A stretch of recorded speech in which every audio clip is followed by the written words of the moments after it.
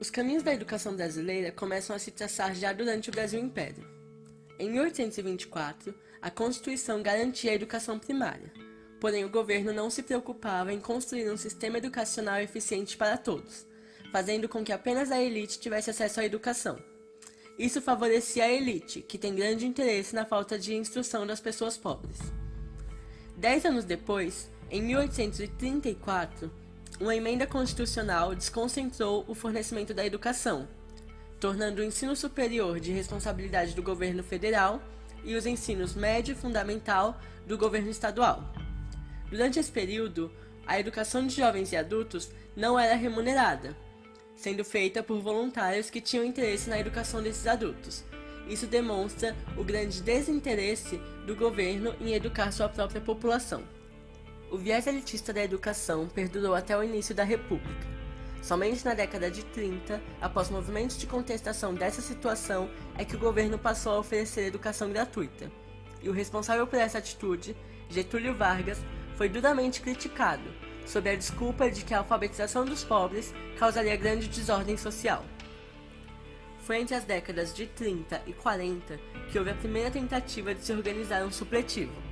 Porém, somente em 1950, com o surgimento da Unesco, é que o ensino de jovens e adultos foi promovido em caráter mundial como forma de desenvolvimento das nações. Em 1961, o governo patrocinou o projeto Educação de Base, que impulsionou acampamentos para a alfabetização de crianças e adultos de classes populares. Paulo Freire foi importante por trazer à tona a noção de que analfabetos produzem cultura e conhecimento em seu cotidiano, criando um método para alfabetizá-los, contextualizando com a sua realidade. No governo de João Goulart, houve a estratégia de estender esse método para todo o país. Em 1967, foi então criado o Mobral, que era uma espécie de programa para a educação de jovens e adultos e que durou até 1985, quando foi substituído pelo programa Educar. Em 1996, no governo FHC, foi aprovada a Lei de Diretrizes e Bases da Educação Nacional, e também o PAS, o Programa de Educação Solidária. Em 2003, durante o governo Lula, foi aprovado o programa Brasil Alfabetizado, que até 2007 teria atendido 9,9 milhões de jovens e adultos. Teoria e metodologia de Paulo Freire. Paulo Freire, em Teoria do Conhecimento, expõe que as bases do aprendizado são o diálogo e o respeito mútuo. Sua função seria mostrar aos educadores que eles possuem diferentes conhecimentos e que seu dever é organizá-los e relacioná-los com os conhecimentos escolares, fazendo assim com que os alunos se interessem por aprender, devido à maior integridade social e à valorização de suas supostas habilidades. Paulo defende o questionamento e a visão realista da realidade, assim como sua problematização. Ele acredita que cada aluno possui um conhecimento de vida e valoriza a cultura de cada um. Desse modo, a educação deve proporcionar autoconfiança, liberdade e reflexões para que os alunos ampliem a sua visão de mundo. Contribuições de Paulo Freire para a educação no Brasil. Paulo Freire contribuiu para as ideias pedagógicas tanto no Brasil quanto na América Latina, especialmente no que diz respeito à alfabetização e educação de jovens e adultos, pois defendia uma educação preocupada com problemas atuais e com o desenvolvimento da consciência crítica, que proporcionaria ao indivíduo autonomia e capacidade de decisão. No início de suas ações, Paulo Freire não trabalhava junto ao governo, mas sim em ações sociais, como o MOVA, que futuramente impulsionou a formação e abriu portas para meios educacionais como o EJA. Também trabalhou como secretário da Educação, na qual uma das propostas era a ligação do ensino com a cultura, uma base para o que seriam os CELs, implantados no governo de Marta Suplicy. Existem muitos outros métodos de ensino hoje em dia. No Brasil, o tradicional é o mais utilizado entre eles, onde o professor é o centro do processo educativo e tem a função de passar seus conhecimentos para o aluno. O estudante, ele precisa mostrar seu desempenho por meio de atividades passadas diariamente com um prazo, e pelas avaliações periódicas, onde se o aluno não alcança determinada nota, ele é reprovado. O método montessoriano foi idealizado pela educadora italiana Maria Montessori em 1907, onde ela idealizava que a educação deveria ser baseada na evolução de cada criança. Essa educação trata de vários pilares educacionais, como a autoeducação, a educação como ciência, a educação cósmica, o ambiente preparado, o adulto preparado e a criança equilibrada. A aprendizagem deve levar o mínimo de interferência do professor, e os conceitos de liberdade e disciplina devem ser equilibrados. Temos também o método Waldorf, que foi criado pelo alemão Rudolf Steiner. Essa educação ela foi fundamentada na antroposofia, que é uma ciência que traz a compreensão e desenvolvimento do ser humano nos âmbitos físico, emocional e espiritual, levando em conta a faixa etária e o desenvolvimento de cada estudante. A pedagogia de Steiner incentiva a criatividade e a imaginação, levando os alunos a um pensamento livre e autônomo. Considera fundamental o equilíbrio entre a atividade intelectual e prática e entre o esforço e o descanso. O método socio-interacionista é uma linha pedagógica que acredita que a aprendizagem se dá por meio da interação do sujeito com a sociedade ao seu redor. Ou seja, o homem modifica o ambiente e o ambiente modifica o homem. No contexto da educação, o professor ele assume o papel de mediador que estimula os avanços que não ocorreriam espontaneamente. E por último, o método de Pickler, que é mais focado na educação infantil. Foi criado pela médica húngara Emi Pickler e é embasado no cuidado com a saúde física e o respeito com a individualidade de cada criança. E tem como princípio fundamental a relação entre a mãe educadora e o bebê, e o desenvolvimento da criança ao seu próprio ritmo através do brincar livre. Sozinha, ela vai perceber que as suas ações geram consequências e assim aprender com isso de forma natural. O supletivo é uma ferramenta de ensino que possibilita que as pessoas cursem o ensino médio ou o ensino fundamental em um período muito menor do que o habitual, sendo um ano letivo aproximadamente equivalente a 6 meses de supletivo. Existem instituições especializadas no oferecimento desse ensino, mas também existem escolas públicas que oferecem o ensino no horário alternativo como o da noite, para pessoas que trabalham ou têm os seus compromissos durante o dia. É necessário um reconhecimento do MEC a essas instituições, já que no final do curso é oferecido um diploma efetivo ao aluno. O MEC determinou a idade mínima para a realização do supletivo, sendo de 15 anos para o ensino fundamental e de 18 anos para o ensino médio, garantindo assim que as pessoas que realmente não tiveram acesso à educação no tempo determinado a isso, sejam usuárias desse serviço. O público do supletivo se refere à maioria da população baixa, que não tiveram acesso à educação, e que recorrem ao supletivo como uma ferramenta de aprendizado tardio.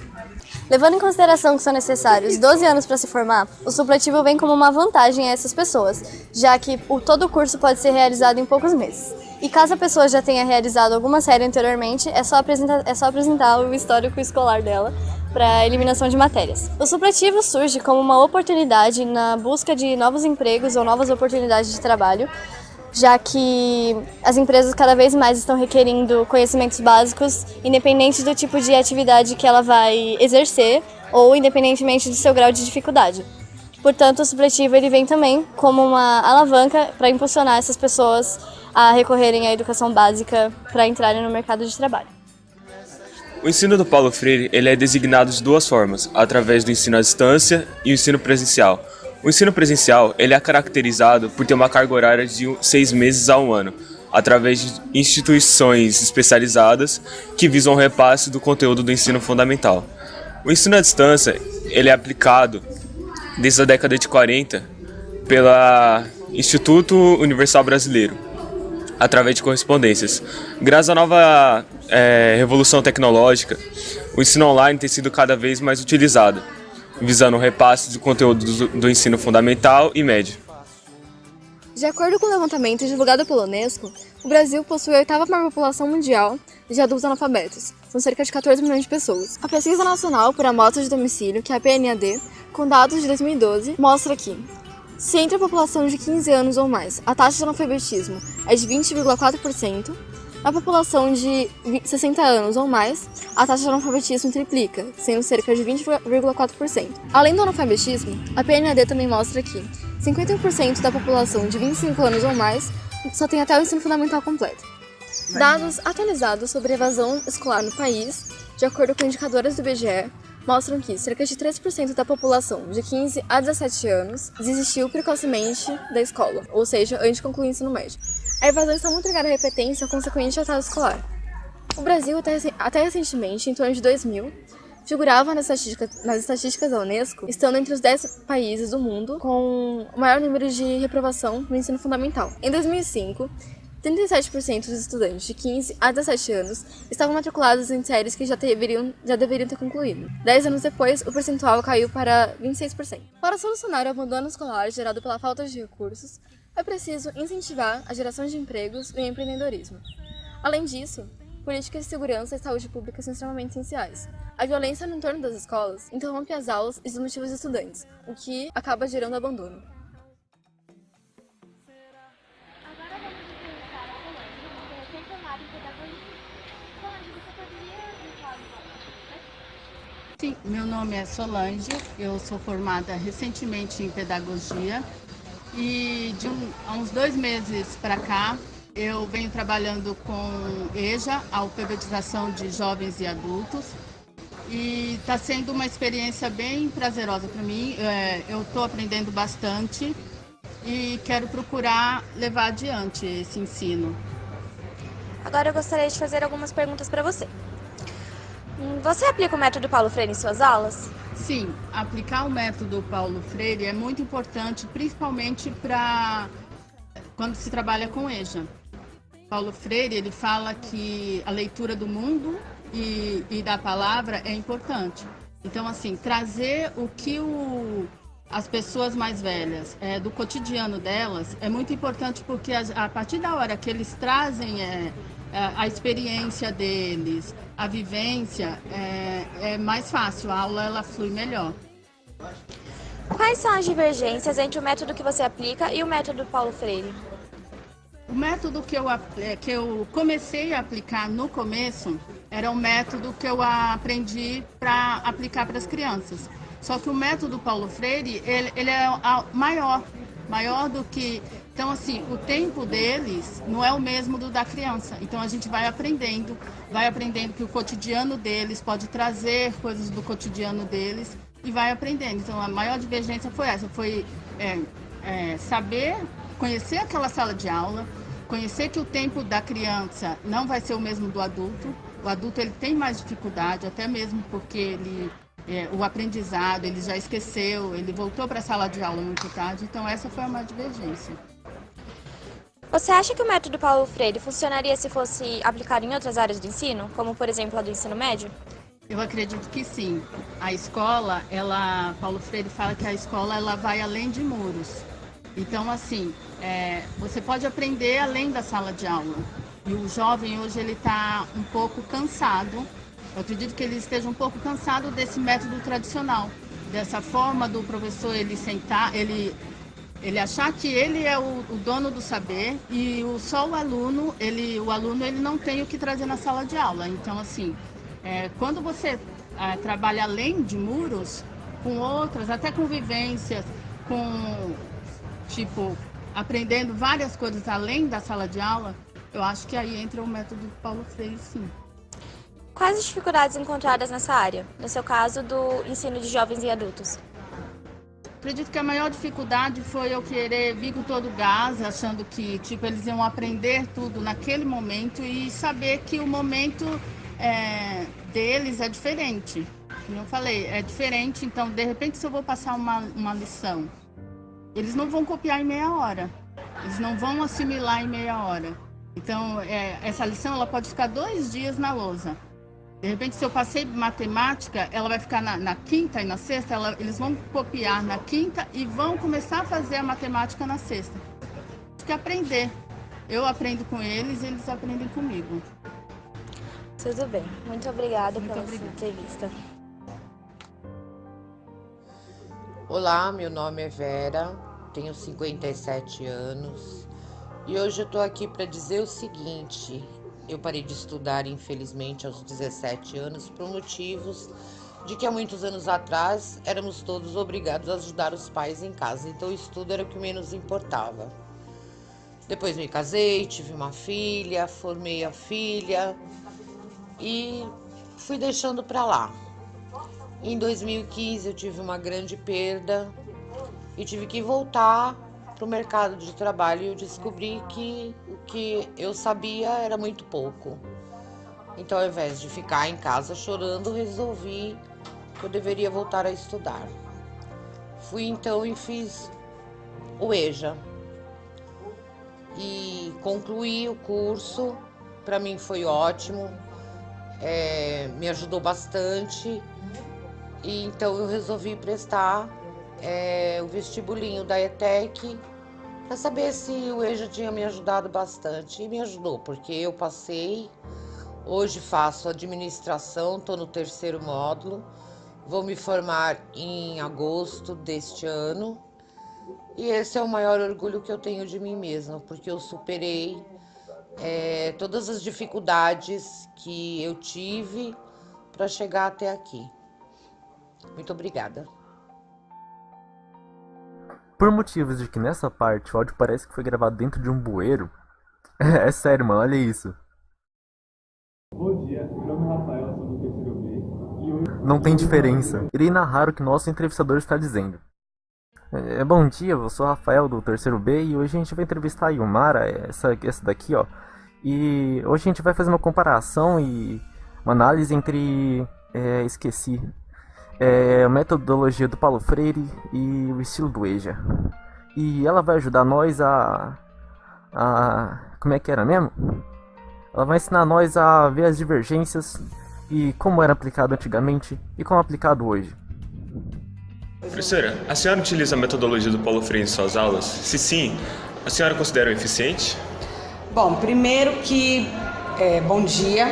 Primeiro que eu acredito que cada professor, ele tem que criar, ele tem que se encontrar com um educador. Ou seja, o que eu quero dizer com isso? Que cada professor ele deve construir a sua própria identidade como educador.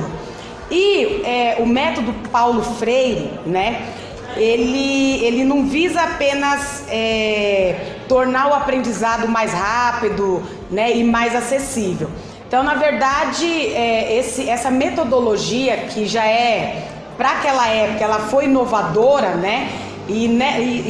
Nos dias atuais, a gente utiliza sim, é eficaz porque a gente acaba dando abertura ao discente ou ao educando, né, nas práticas educacionais, nas trocas de experiências, contextualização do conteúdo. O educando, ele tem a oportunidade de se expressar, né, de forma livre as suas ideias e construir as suas informações.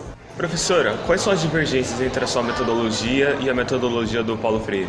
Bom, primeiro que eu acredito que todo educador ele tem boas intenções enquanto os seus procedimentos, quando vai ensinar ou quando vai aprender também com o educando, né? Porque a nossa ideia aqui é de ensino-aprendizagem, mas é a troca mesmo de informações. E sobre essa questão da divergência, na atualidade, eu acredito que seja a quantidade de educandos dentro de uma sala de aula, principalmente no EJA, que nós temos aí em torno de 40, 45, 50 alunos. Então isso pode prejudicar um pouco em alguma prática diferenciada que a gente queira adotar em sala de aula. Professora, quais as dificuldades para ensinar jovens e adultos? Pois tem algumas dificuldades aí. Primeiro que são pessoas que ficaram muito tempo, né, sem estudar ou melhor dizendo, afastadas de uma instituição educacional, porque aprender a gente aprende no nosso dia a dia, né? Então, para muitos que retornam a essa realidade dentro de uma instituição, é novidade, né? Então, alguns eles acham muito difícil, que não vai conseguir aprender, alguns colocam até de forma negativa o fato de não conseguir aprender por conta do trabalho, né? Que não tem tempo de realizar atividades, etc, né? Mas tem um diferencial também que muitos têm vontade de aprender, isso é uma realidade. Só que na atualidade a gente tem recebido, né, nessa modalidade um público cada vez mais jovens, não é? E aí, muitos, não é a maioria, mas muitos desses jovens, eles não têm muito interesse, né? E acaba prejudicando aquelas pessoas mais maduras, né? E que têm interesse em aprender. Mas assim, uma outra barreira também é a questão da autoestima, no sentido de que muitos, por terem ficado muito tempo sem estudar, acabaram tendo uma defasagem na leitura e na escrita também. Então isso acaba mexendo um pouco a autoestima, né? Mas a gente procura sempre trabalhar e acompanhar esses anseios, né, ao longo da estadia deles dentro da instituição. Professora, a senhora acredita que a metodologia do Paulo Freire poderia ser aplicada além do EJA? Claro, perfeitamente. E isso já acontece, né? A gente sabe que hoje o professor, ele não é o detentor do saber, né? O aluno, né, o educando, ele ensina e ele aprende também, vice-versa, o professor ele ensina e aprende também. Então, como eu mencionei no outro questionamento sobre essa questão da troca de informações, né? E nesse pensamento, né, da metodologia Paulo Freire, na verdade esse termo metodologia, o método Paulo Freire não é mais adequado para os dias de hoje, né? Para definir, na verdade, o trabalho de um educador, né? Então, cada educador ele tem as suas práticas e essas práticas, dentro do pensamento Paulo Freire, também visa a interação do educando, né, no mundo, ele saber ler o mundo.